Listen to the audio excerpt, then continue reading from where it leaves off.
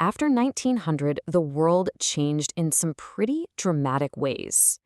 And whenever power gets too concentrated or too oppressive, you can be sure that people are going to find ways to fight back. So today, we're going to explore that incredible range of resistance to power in the modern era. I mean, it's a huge question, right? When a government, an empire, or just the system becomes something you can't live with, what do you actually do? The answers we saw in the 20th century are this incredible mix of courage, strategic genius, and sometimes just terrifying brutality. So we're not just looking at one single way of doing things. You have to think of it like a spectrum. On one end, you've got these movements that used morality, basically, as their main weapon. And then all the way on the other end, you have groups who decided that violent conflict was the only way they were going to get what they wanted. Okay, so let's start on that first end of the spectrum with a strategy that really truly shaped so much of the 20th century: strategic nonviolence. And really, if you're gonna talk about nonviolence, you pretty much have to start with Mohandas Gandhi. He was a leader in the Indian National Congress, and his go-to tool in the fight for independence from Great Britain was something he called civil disobedience. Take his homespun movement. This was brilliant and so practical. It wasn't just a symbol. First, step one, it hit the British Empire right where it hurt, in the wallet. Boycott their textiles. But step two was just as important, because it was all about building up Indian self-sufficiency. It was a powerful message: we don't need you. Gandhi himself famously started wearing a traditional homespun dhoti, and that single image sent a powerful message all across India. And this is where you really see the genius of his approach. The British had this law that made it illegal for Indians to collect or sell their own salt. Think about that. Salt. It was completely absurd. So Gandhi's response was so simple and so powerful, he led this massive march to the sea to openly break that law. It was pure defiance, but it was centered on something everybody needed every day. That single act showed the whole world how morally weak British rule had become, and it just poured gasoline on the fire of the independence movement. Now, ideas this powerful don't just stay in one place, they travel. And Gandhi's philosophy crossed oceans and directly inspired another giant in the fight for freedom, Martin Luther King Jr., who was, of course, leading the civil rights movement in the United States. And just look at this comparison. I mean, you've got two different continents, two totally different opponents, colonialism versus segregation, but the core philosophy, the playbook, it's the same.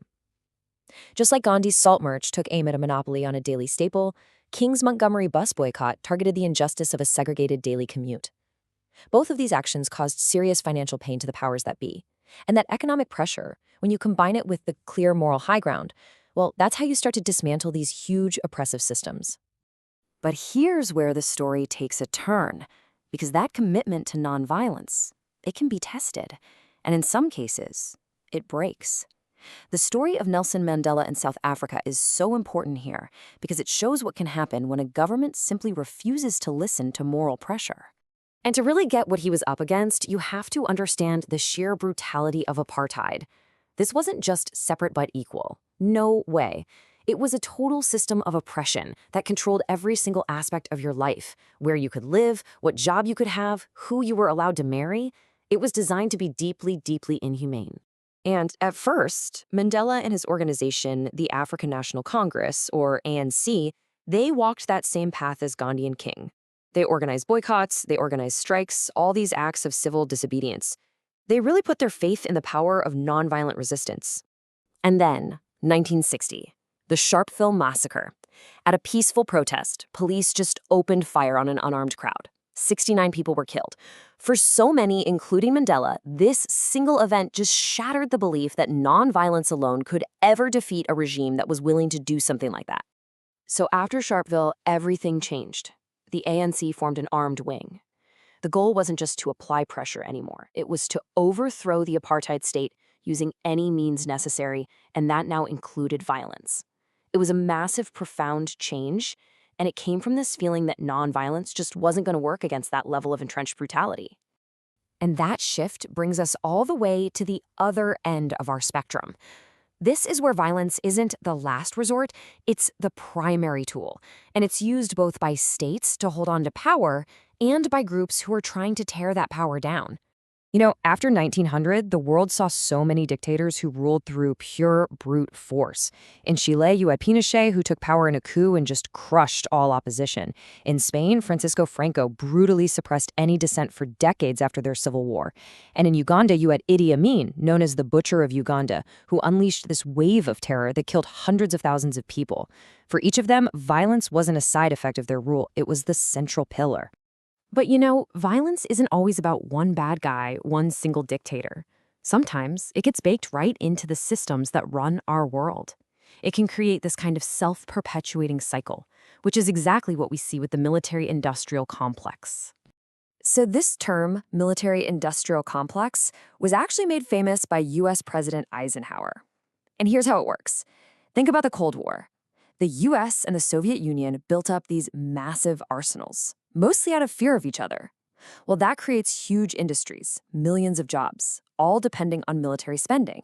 And the danger, as Eisenhower warned, is that you create this powerful economic incentive to just keep building and selling weapons, which, in the end, can actually fuel more conflict around the globe. And that brings us to the last form of violent resistance we're going to talk about. And this is one that intentionally, explicitly targets innocent civilians to try and achieve a political goal: terrorism. A chilling example from the 1980s is a group in Peru called the Shining Path. They were inspired by this brutal interpretation of Maoist ideology, and they launched this horrific campaign of bombings and massacres, not just against the government, but against civilians. They literally tore the country apart and left tens of thousands of people dead. And of course, there's Al-Qaeda. They were driven by a list of grievances against U.S. foreign policy in the Middle East, and they unleashed a campaign of global terror that culminated in the horrific September 11th attacks, which killed nearly 3,000 innocent people. Their stated goal was to force a change in U.S. policy, but the result? It was the exact opposite. It led to the massive war on terror and decades of military intervention that are still shaping our world today. So as we pull back here, you can just see the incredible breadth of this whole landscape. I mean, we've traveled from the disciplined, moral defiance of Gandhi's Salt March all the way over to the calculated brutality of Al-Qaeda. And we've seen how those lines can get really blurry, like they did for Nelson Mandela, when hope starts to give way to desperation. And that leaves us with this really profound and frankly difficult question. When you look at all this history, what is it that pushes one movement down the path of peace, while another one concludes that violence is its only option? There is no easy answer to that, but it's a critical question to think about as we try to understand not just our past, but our present and our future.